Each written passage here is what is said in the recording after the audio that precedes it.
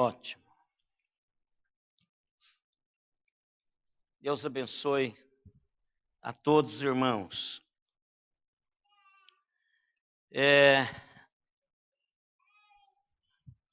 Eu tenho certeza que os irmãos, não na sua maioria,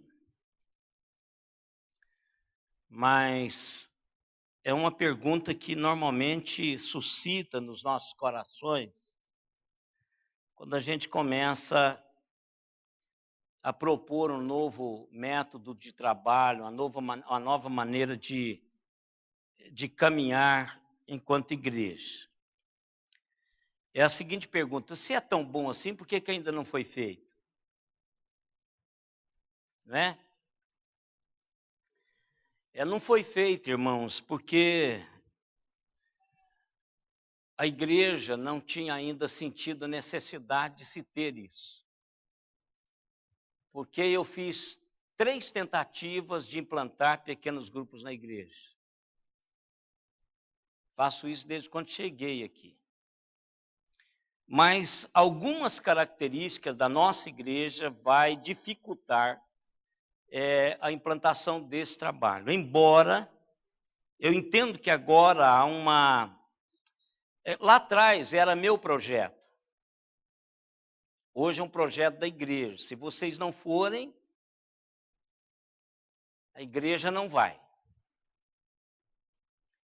Então, o que o conselho está dando agora, e que nós estamos trabalhando no conselho, é para deixarmos de ter um projeto do pastor, para termos um projeto da igreja.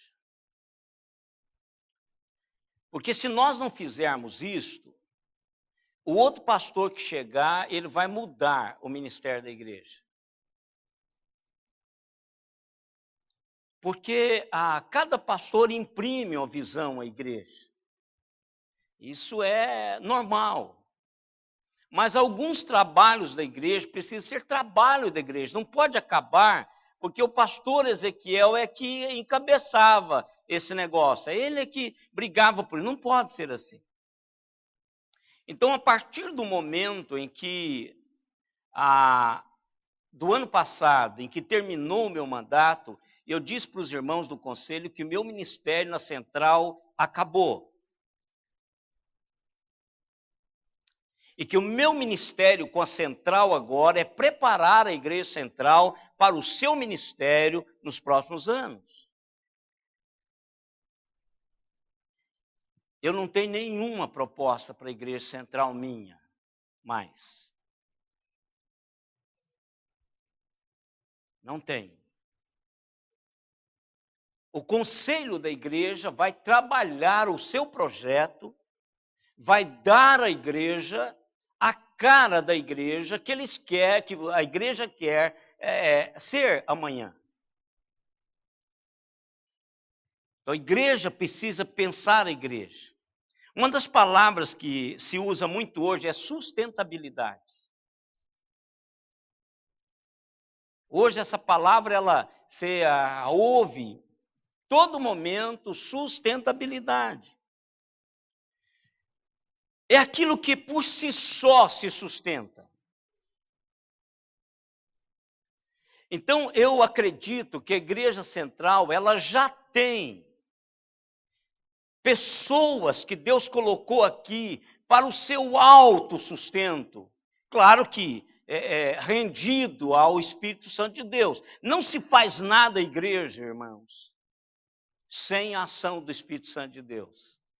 Pode fazer em qualquer outro lugar, menos aqui na igreja. Então, quando eu estiver falando isso, você não diz, ele deixou o Espírito Santo de fora. Não deixei o Espírito Santo de fora.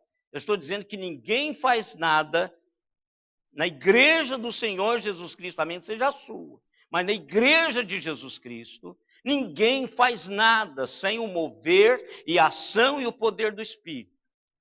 Então, a igreja precisa de ser autossustentável. O seu ministério precisa continuar independentemente do homem que está aqui. Pastor que vier, aquela pergunta Qual o plano que o senhor tem para a nossa igreja? Isso tem que parar, irmãos.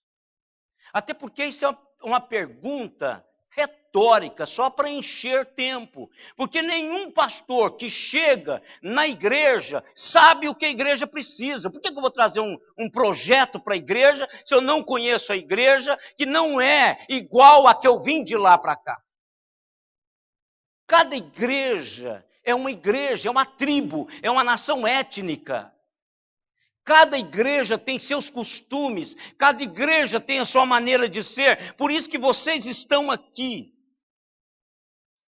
Porque a maneira de ser dessa igreja tem a ver com você. Então não adianta ninguém chegar aqui e tentar mudar a igreja.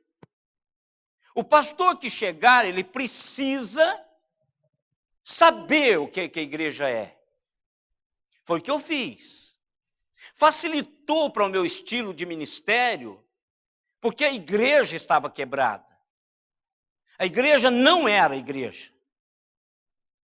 Então facilitou. Por exemplo, se eu fosse começar aqui hoje, essa igreja eu não a pastorearia. Aonde ela está hoje, eu não aceitaria o convite para pastoreá-la. Porque a igreja hoje não tem mais a cara do meu pastoreio. Porque a cara do meu pastoreio, ela já tem. Ela já tem. Então a igreja, ela precisa precisa se sustentar. A igreja precisa de perder, irmãos. A coisa boa foi na época do pastor Elias. Eu encontro membros do pastor Elias, até hoje. Eu sou da sua igreja, da minha, eu nunca vi você lá. Não, eu sou assim, eu fui batizado lá. Sabe qual que era o pastor? Pastor Elias. Aí daqui uns anos, fala, eu sou da sua igreja. Como assim? Quem me batizou foi o pastor Ezequiel. Mas eu nunca vi você lá. Você tem a outra igreja? Não estou não, só na época dele que eu era crente. Então é horrível, irmãos. Teve um pastor aqui, que eu não me lembro o nome dele, é muito engraçado. Ele diz o seguinte, que encontrou com o bêbado, quem for mais antigo vai lembrar desse pastor, o que ele diz aqui. Eu acho que ele era do Rio de Janeiro. Ele veio pregar aqui um dia e diz assim, eu encontrei com um bêbado. Aí o bêbado chegou para mim e disse assim, pastor, foi o senhor que me converteu. Ele disse, tem certeza. Tem certeza que fui eu que te converti. Porque se tivesse sido o Espírito Santo de Deus, você não estava bêbado. Né? Então, isso ficou na minha mente. Às vezes, nós nos tornamos membro da igreja do pastor Ezequiel, não de Jesus. Então, a igreja vai ter que perder esse estigma. Não é só a nossa. As outras igrejas, eu estava conversando com um pastor que está ao mesmo tempo que eu estou na igreja, e ele está pensando em sair. Agora ele vai sair para outro ministério. Sabe qual o medo dele? Sair e o ministério cair. Esse não é meu medo. Até porque isso não é problema meu. Porque eu vou sair para aposentar. Então, a igreja precisa ter sustentabilidade. E como é que nós estamos percebendo hoje a liderança da igreja? De que nós daríamos à igreja o que a igreja está precisando, que é pastoreio. Irmãos, o pastor não tem mais condições, pastor da central. Talvez o pastor Alexandre tenha, porque a igreja dele é pequena. Talvez o pastor Lucas tenha. Os dois Luíses têm, Lucas não, os Luíses, o Ricardo, porque são igrejas que têm no máximo 60 pessoas. Mas a nossa igreja, que tem quase 1000 na totalidade das suas congregações, não dá mais, irmãos. Não tem mais como tomar aquele café gostoso. A Simone sente falta de falar, bem, não tem mais como fazer isso. Então nós precisamos de pastoreio. uma igreja que sabe tudo, a igreja que tem um primeiro momento com alguém para pastorear, chorar com ela, a trabalhar, abençoá-la, caminhar com ela. E o que é interessante, irmãos, que esse modelo de ministério é um modelo de ministério bíblico. É um modelo de ministério que começou lá no primeiro século. Só que o problema é que nós transformamos os ministérios em ministérios profissionais, porque é mais cômodo para a igreja não trabalhar, irmãos. É mais cômodo pagarmos alguém para fazer o ministério. Mas, por outro lado, as pessoas que trabalham no ministério sabem a gratificação que é participar de algo que Deus está fazendo na comunidade. Mas nós preferimos ficar sentados como uma igreja de espectadores, olhando 12 ou 22, 11 e 11. Um de um lado, o outro jogando, torcendo, às vezes até torcendo contra, para não acontecer, porque eu não vou com a cara, etc, etc. Então a igreja foi chamada pelo Senhor para trabalhar no modelo de casa em casa. De casa em casa.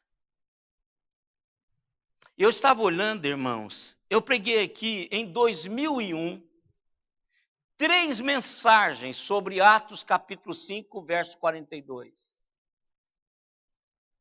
2001. Eu preguei em março de 2001, falando sobre Atos 5, 42. O que diz aí esse texto, irmãos? Alguém, por favor, pode ler.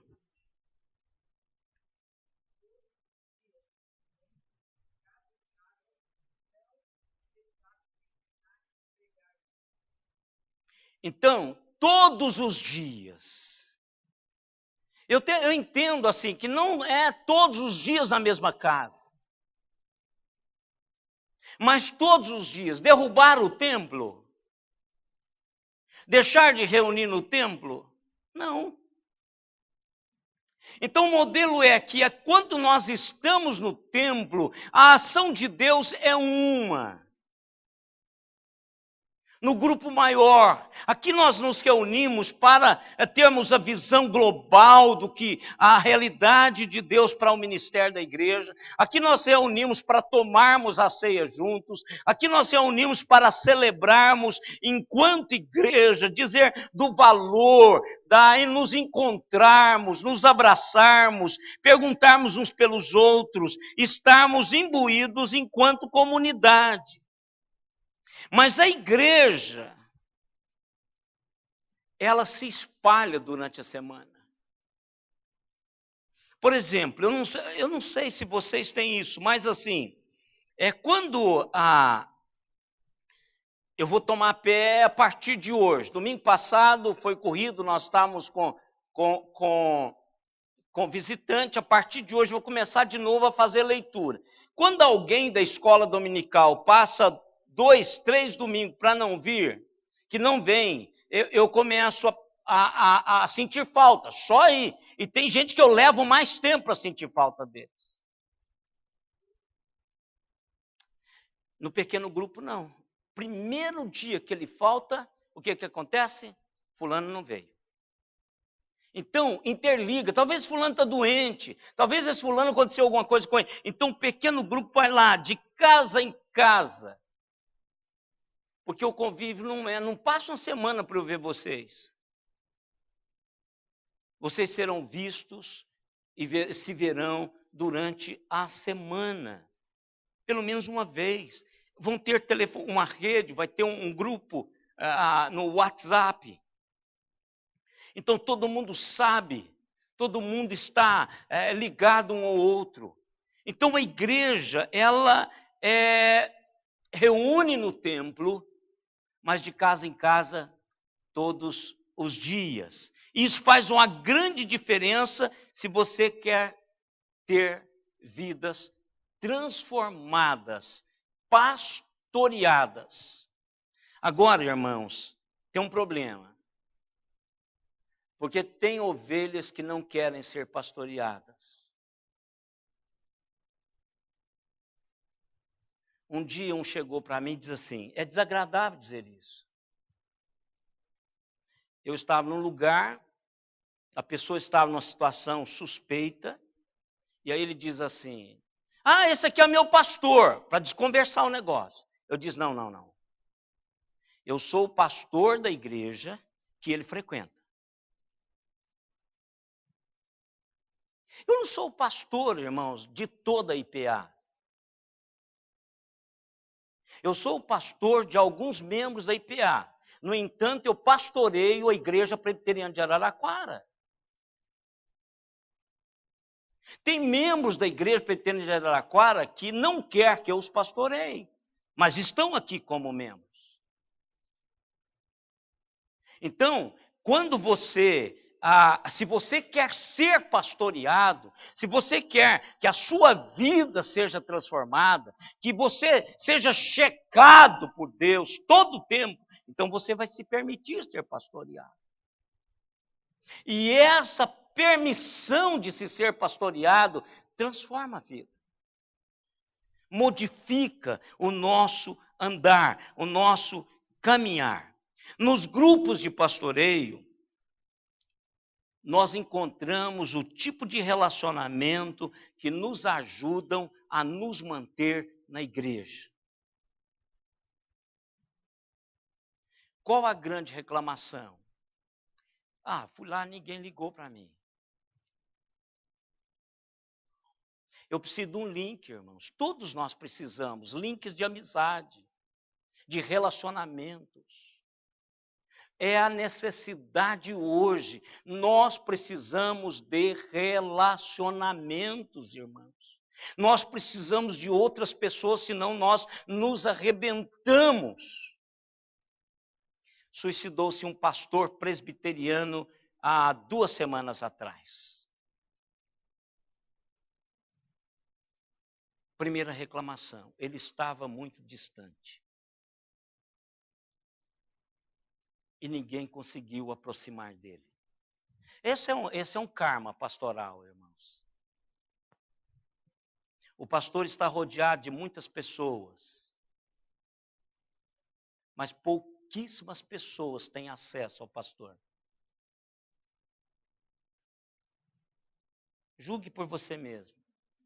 Estamos há 17 anos juntos. Quantos de vocês conhece a minha intimidade? Menos do que isso, aqui, agora.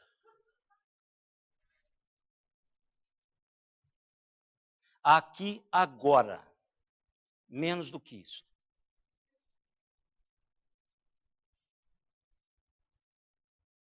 Você conhece mais. Porque também nós estamos mais de 30 anos juntos. A Leíra, eu estou falando, irmãos. Então, nós precisamos, pastor não tem. E as pessoas começam também a isolarem. E aí a gente tem medo de chegar. Mas um pequeno grupo, o tipo de relacionamento que nós vamos trabalhar é esse relacionamento da igreja primitiva. Um relacionamento que vai me ajudar a me manter na igreja, que vai dar a mim a possibilidade de crescer espiritualmente e experimentar transformações a longo prazo. Irmãos, as realidades de Deus acontecem nas nossas vidas a longo prazo. Hoje eu vou falar sobre isso, aproveitando as Paralimpíadas, eu vou falar sobre isso à noite. É uma maratona. A vida com Deus, eu preciso de alguém ao meu lado para me ajudar, porque tem hora que eu tenho vontade de sumir, de desistir.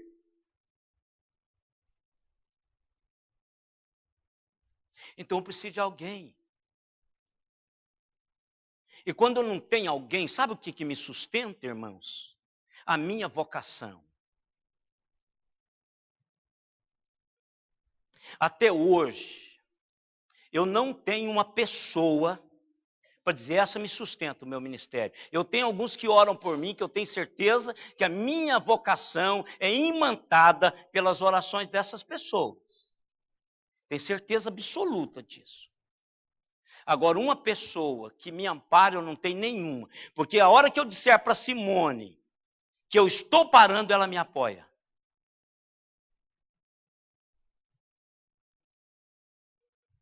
Pergunte para Simone, vocês que têm amizade com a Simone, se ela está achando ruim eu parar. Ela vai dizer assim, ou ele para, ou ele morre. Ou ele para, ou ele não vai prestar depois que parar. Nem ela me apoia. Pergunta a Lívia Letícia, também a mesma coisa. Papai precisa desfrutar os netos dele. Se ele continuar desse jeito, ele não para. Sabe o que me apoia? A minha vocação. Eu e Deus, quando Deus imanta a minha vocação. Mas vocês precisam, a igreja precisa de alguém, irmãos. De alguém. De alguém. Para imantar a vocação de vocês, de crente. Porque às vezes você quer parar. Quantos aqui não quiseram? E quantos já pararam? Um voto levantou. Graças a Deus que o senhor levantou está no outro lugar. Ah, fulano não está mais. Mas quantos não estão mais, irmãos? Esse é o problema. Não é que fulano foi para lá ou foi para cá. Eu penso no reino, irmãos. Eu nunca trabalhei no gueto. Nunca trabalhei. A minha visão não é guetal. A minha visão é de reino. Se hoje está aqui, amanhã está na Batista, que Deus o abençoe. Se está na Batista e hoje está aqui, que Deus abençoe. Se está na Assembleia, está aqui hoje, se vai para a Assembleia, Deus abençoe. Isso é uma visão de reino. Agora, e aqueles que não caminham mais conosco? Que faltou aquele... Falta, você precisa... a culpa da minha planta ter morrido é porque ela era pequenininha. Eu aguei. Ela nasceu para ser planta. Ela estava ali como um belo pé de jaca, dando aquelas frutas desse tamanho, mas morreu pequenininha. Eu aguei, eu zelei, eu cuidei. O irmão Zé está lá para jogar água o tempo todo. Então, não aguou, aquela não aguei. Então a gente precisa de cuidar uns dos outros, de casa em casa. Mas, irmãos, para isso acontecer, eu preciso de entender 5 responsabilidades. Eu quero, nesse domingo e no domingo que vem, falar sobre essas 5 responsabilidades. Que são responsabilidades que você pode aplicar em qualquer área de envolvimento seu. Isso é casamento, é trabalho, é estudo, sonhos.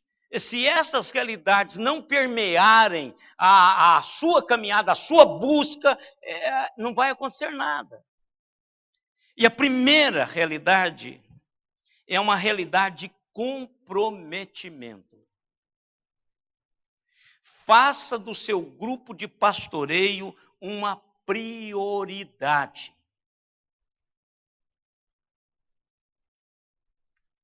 Irmãos, eu trabalho com prioridades. Eu digo não para dúzias de coisas durante a semana.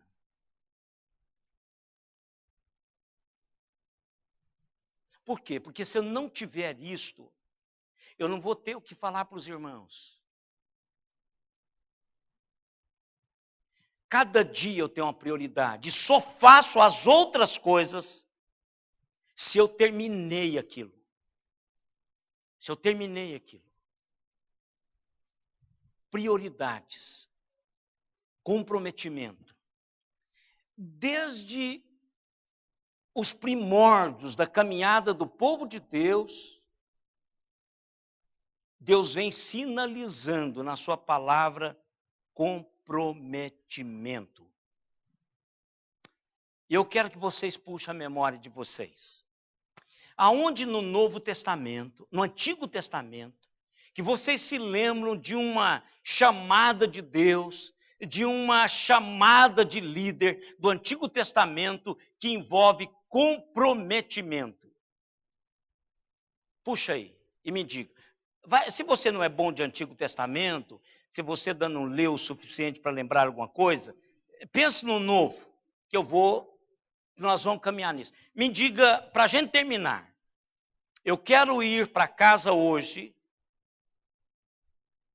com algumas realidades fincadas na palavra de Deus, que Deus me chama para priorizar, para que eu possa me comprometer com aquilo que Ele está propondo. E vocês vão terminar comigo esse negócio. Temos 5 minutos para fazer isso. Antigo Testamento. Lembre de um fato, de um episódio, de alguém do Antigo Testamento, um profeta, um historiador. Lembra alguma coisa que aconteceu, um manifestar de Deus que chamou para compromisso, comprometimento. Priorize isso. Antigo Testamento primeiro. Moisés, o que aconteceu com Moisés? Hein? Não, então vamos lá. Primeiro. Então vamos, você está focando Moisés no chamamento de Moisés.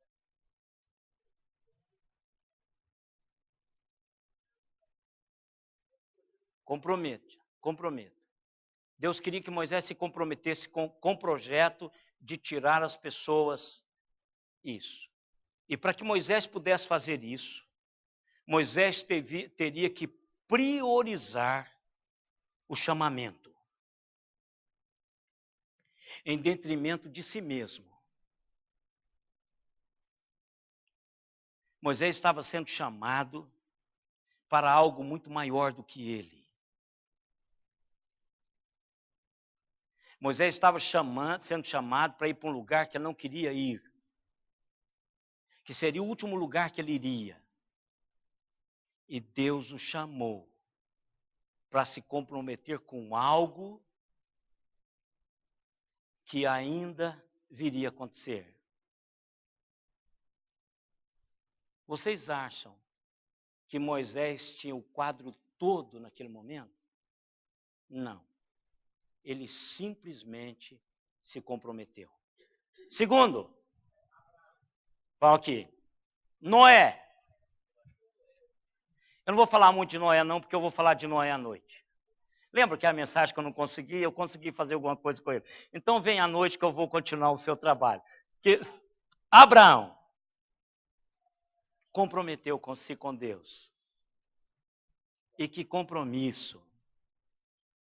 Compromisso de não parar de aprender, irmãos. Aos 80 anos, Deus disse para ele assim, cara, você ainda está pisando na bola. Compromisso de aprender, de honrar a Deus, em detrimento ao próprio filho. Compromisso. Vem que eu vou te dar algo que existe, mas você ainda não viu. E ele não viu todo.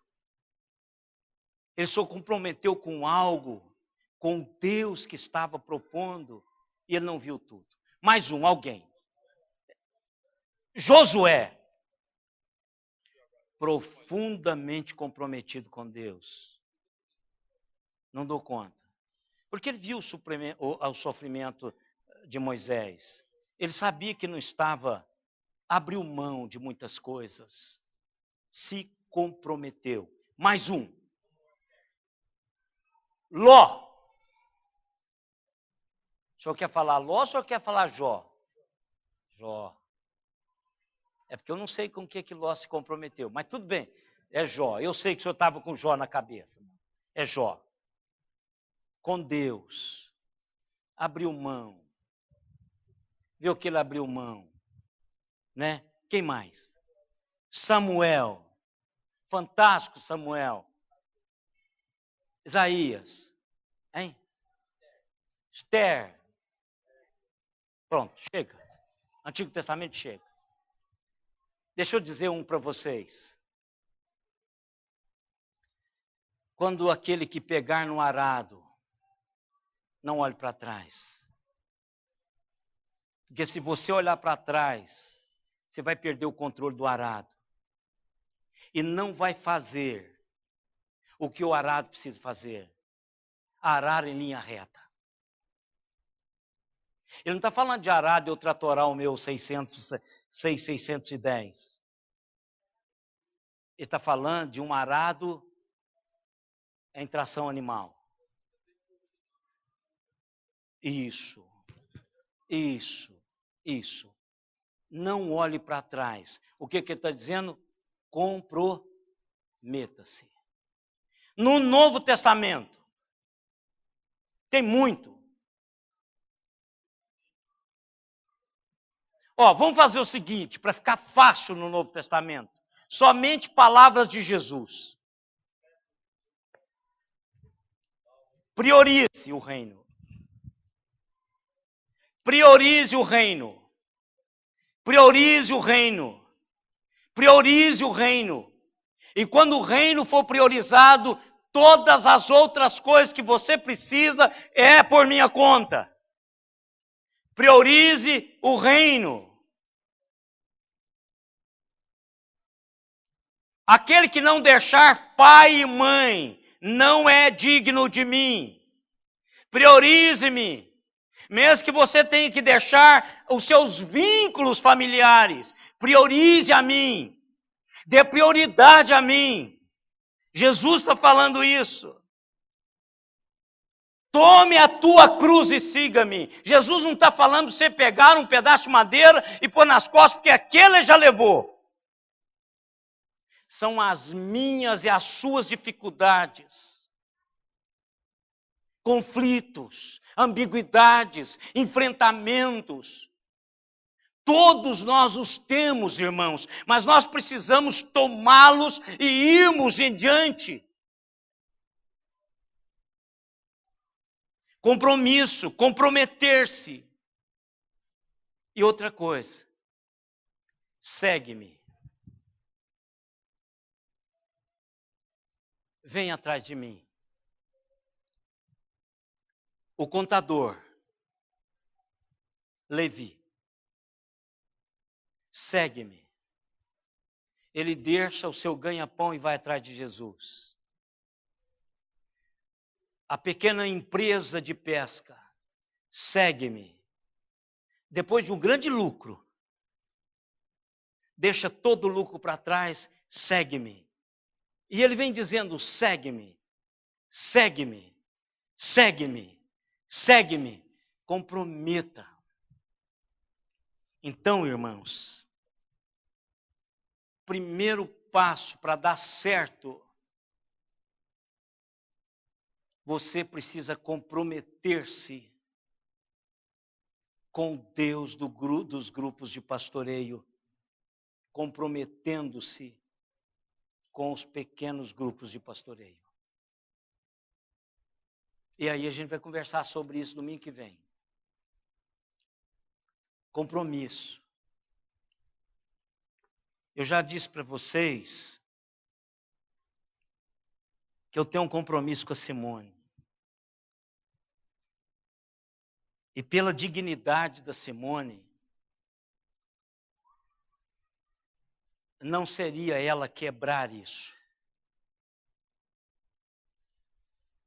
Mas pela minha dignidade, poderia ser eu dar causas para que isso fosse quebrado. Mas o primeiro pacto que eu fiz com a Simone, antes de colocar aliança, antes de dizer que quer casar com ela, antes de fazer qualquer coisa com a Simone, em termos de casamento, eu disse para ela o seguinte: você precisa comprometer comigo, de que jamais Aconteça o que acontecer, você vai separar de mim.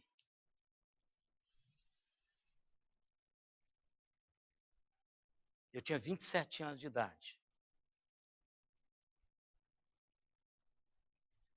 Porque eu não vou casar se eu não tiver esse compromisso. Seus pais são divorciados e os meus também. E eu não quero isso para a minha vida. Eu não sei o que vai acontecer lá na frente. Mas se se comprometer, que não vai me deixar. E eu vou me comprometer com você que eu não vou te deixar. Aconteça o que acontecer. Você se compromete a perdoar-me e continuar comigo. Eu me comprometo com você a perdoar você, seja o que você fizer, e continuar com você. Você promete isso. A não repetirmos a história dos nossos pais. Ela disse, comprometo. No mês seguinte eu comprei um fogão. E casei com ela com 8 meses de namoro. Eu disse, a Simone é mais digna do que eu para não fazer nada que possa quebrar, ou macular, ou provocar sofrimento nesse relacionamento. Eu sim, poderia ter feito um punhado de coisas que a levaria a ter que cumprir isso. Compromisso, irmãos, é o que nos sustenta. Não é que o casamento está difícil. O casamento sempre foi difícil, irmãos. Dos meus pais, dos meus avós. É a falta de compromisso. Igreja não está difícil. A igreja sempre foi difícil. O problema é as pessoas comprometidas com Deus da igreja, dizendo, não importa que pastor vai passar por aqui, ele vai embora. Não importa que se olha para minha cara ou não olha. Meu compromisso é com Deus. O que falta, irmãos, na nossa vida é comprometer-se com aquilo que vai nos abençoar. Compromisso, irmãos, é o que norteia. E às vezes a gente pisa. E não precisa pensar que é só o seu pastor, que eu sei que vocês também fazem isso. Se vocês tivessem dar a oportunidade para vocês, vocês fariam a mesma coisa aqui. Talvez, não sei se tanto quanto, mas fariam, né? Vamos colocar em pé e orar.